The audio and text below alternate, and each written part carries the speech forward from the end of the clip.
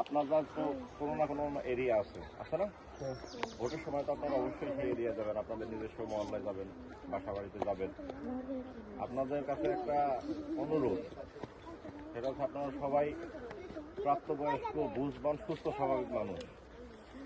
গত 17 বছর কিভাবে দেশটাকে জুলুম নির্যাতনের দ্বারা বিগত ফ্যাসিস্ট সরকার শাসন করছে। এরপর 5ই আগস্টের পরে একটা পরিস্থিতি আসছে, যে পরিস্থিতিতে হাল ধরার মতো একজনই ছিল, বাস্তব একজনই ছিল, সেটা হচ্ছে ডক্টর ইউনূস।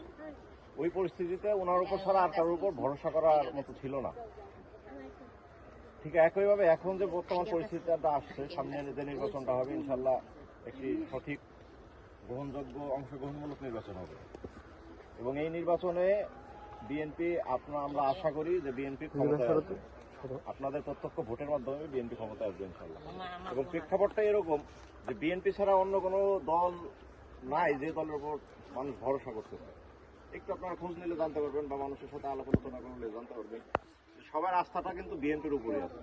কারণ বিএনপির মতো ওরকম সারা বাংলাদেশে এরকম অবস্থা আর কোনো সংগঠনের নাই।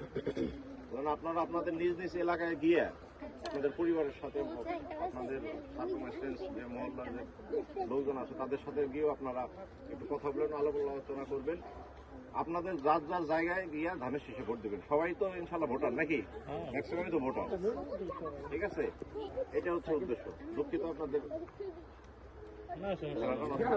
ঠিক আছে,